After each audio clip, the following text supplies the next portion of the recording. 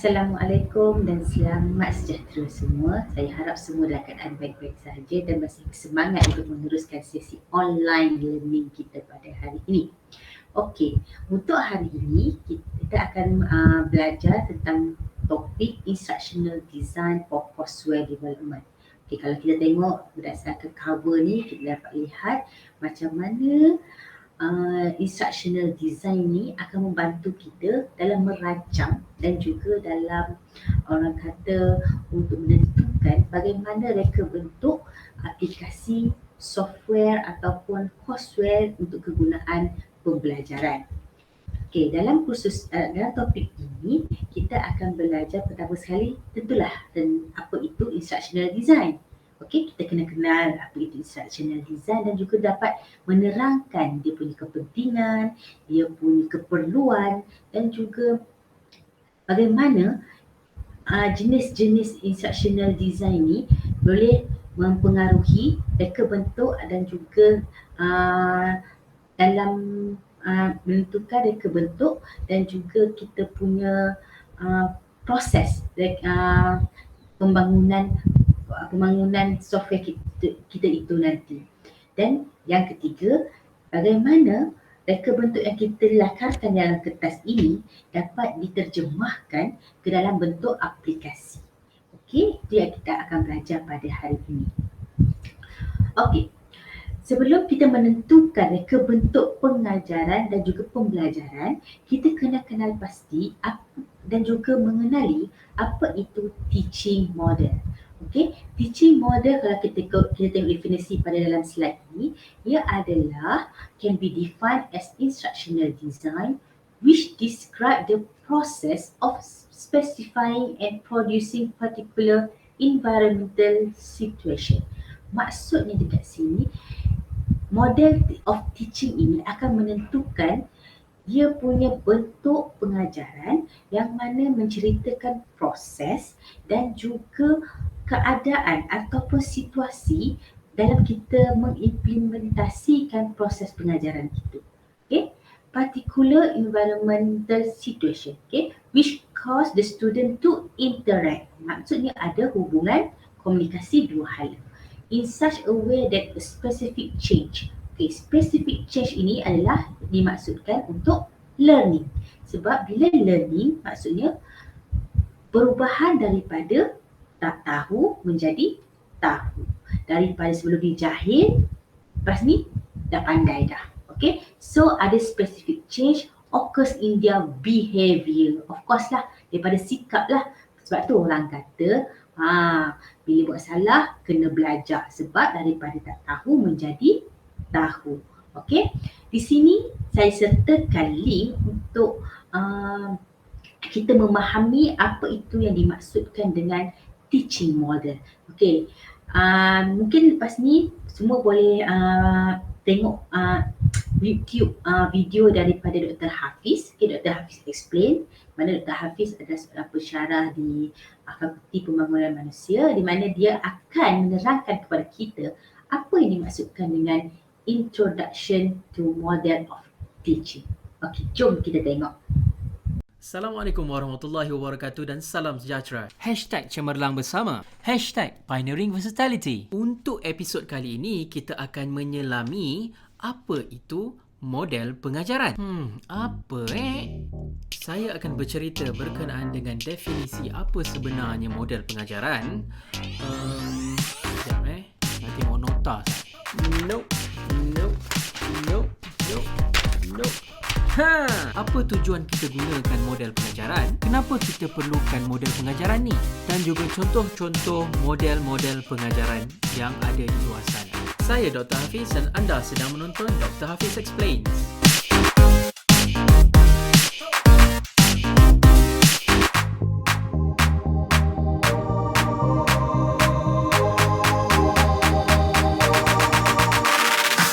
Okey, model pengajaran. Bukan model pembelajaran tapi model pengajaran.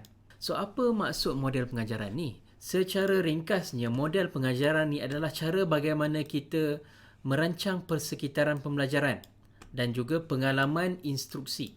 Macam mana kita bina, kita susun dan kita jalankan strategi pengajaran tersebut. So itu model pengajaran. Model pengajaran ini mempunyai strategi yang didasari oleh teori-teori pendidikan. Contohnya teori behaviorism, teori constructivism, cognitivism.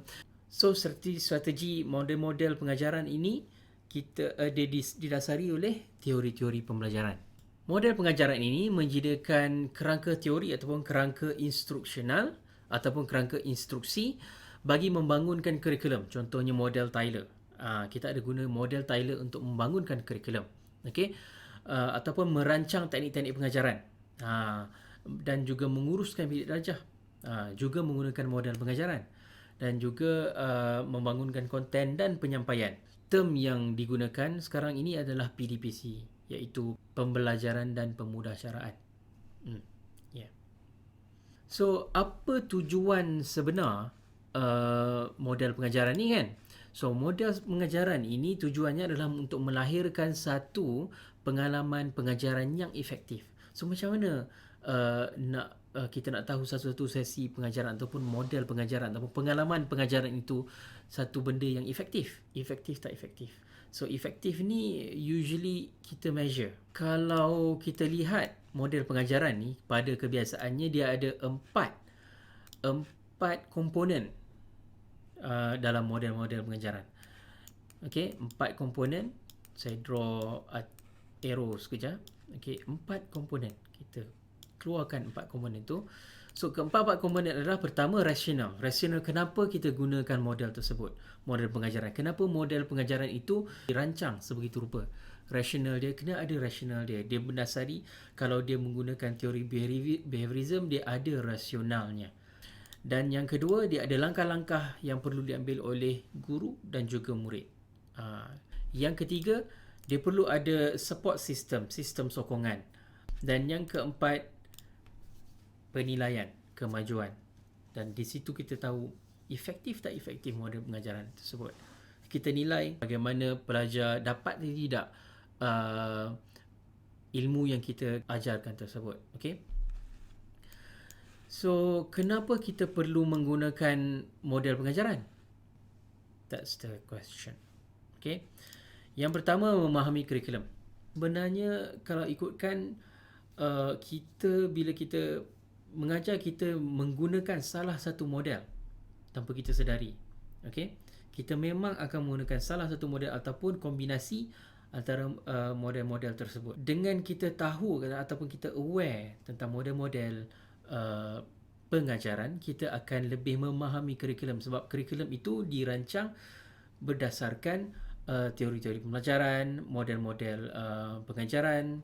So bila kita tahu kedua-dua belah tu, so jadi kita lebih memahami kurikulum. Bila kita memahami kurikulum, dia akan memudahkan kita deliver the curriculum. Yang kedua, kenapa kita perlu menggunakan model pengajaran? Mengetahui sebab kenapa sesebuah model tersebut berjaya ataupun tidak berjaya.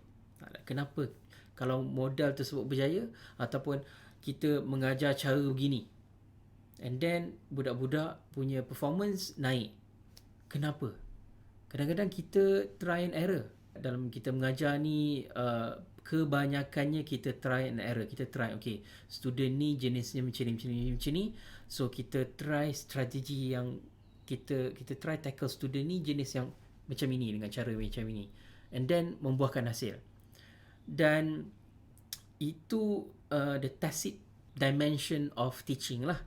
Okay, tapi bila kita aware model-model pengajaran dan teori-teori pembelajaran, kita boleh faham, okay, apa yang kita buat ni adalah contohnya constructivism, dalam dimension constructivism.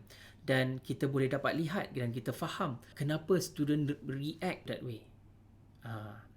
So, bila kita well informed with apa model yang kita pegang dan apa model yang kita jalankan, kita akan lebih memahami kenapa sesuatu tindakan itu ataupun satu strategi kita berhasil ataupun tidak berhasil. Contohnya, kita gunakan strategi gallery walk contoh. Okay? Dan benda tu tak berhasil. So kita tahu yang kita buat itu strategi itu adalah gallery walk dan tidak berhasil. So kita boleh we can take a step back and see why ini aktiviti itu tak membuahkan hasil yang seperti yang kita inginkan. Dan kita boleh tahu, okay, this is activity gallery walk, so we should put that aside first and kita try more on the behavioristic punya kind of like model. Contohnya drill and practice, which is I don't really support, but well, it's tested and proven punya method. Okay, so dengan kita mengetahui apa model yang kita guna, kita dapat tahu the strength and the weaknesses. Yang ketiga, kenapa kita memerlukan model pengajaran adalah untuk menambah variasi kepada pengajaran kita. Contohnya sebelum ni kita tak tahu model pengajaran. So kita main taram aja, ikut sedap kita, ikut kesesuaian pelajar, ikut kesesuaian keadaan. Tapi bila kita tahu dan aware tentang model-model pengajaran dan pembelajaran, model-model pengajaran, kita boleh mix and match. Kita buat variasi kepada kita punya pengajaran. So itu serba sikit introduction berkenaan dengan apa itu model pengajaran. Coffee break. Okay, macam mana? Faham tak? Okay. Kalau sesiapa yang memang mengikuti video ini, yang boleh kita simpulkan bahawa pentingnya dalam teaching model ini, kita kena kenal pasti apa itu teori pengajaran dan pembelajaran, pendekatan pembelajaran dan pengajaran, dan juga bagaimana teknik dan juga teknik pengajaran dan juga bagaimana kita nak menguruskan bilik darjah. Okay. Kesemua itu anda semua ataupun kamu semua mungkin telah belajar dalam subjek pendidikan sebab semua ni nanti akan jadi guru, betul kan? Okey. So dekat dalam video itu tadi juga dinyatakan ada 4 perkara penting dalam teaching model, iaitu pertama rasional. Rasional tu maksudnya apa objektif pengajaran dan pembelajaran pada hari itu. Yang kedua, bagaimana dia punya langkah-langkah yang perlu diambil untuk kita mengaplikasikan ataupun melaksanakan sesi pengajaran kita. Dan yang ketiga, mesti adanya sistem sokongan. Sistem sokongan ini mungkin boleh datang daripada orang tu maksudnya student kita, mungkin juga daripada kawan-kawan guru-guru kita, ataupun dari segi benda bahan pengajaran dan juga aktiviti yang kita laksanakan dalam kelas kita. Okay? Dan yang keempat adalah bagaimana penilaian itu dijalankan. Sebab bila kita nak menentukan keberkesanan sesuatu pengajaran kita, mesti ada penilaian. Okay? Nak menentukan, hari ini pelajar kita faham apa yang nak kita sampaikan. Okay? Mesti ada proses penilaian. Okay? So, keempat-empat elemen ini akan menentukan kita punya teaching model, dan seterusnya daripada model itu akan memandu kita ataupun meng-guide kita, membimbing kita untuk mereka bentuk kita punya instructional design. Okey, kita rehat dulu supaya masing-masing boleh fikirkan apa yang dimaksudkan dengan teaching model tadi. Okey, kita rehat dulu. Tunggu selepas ini.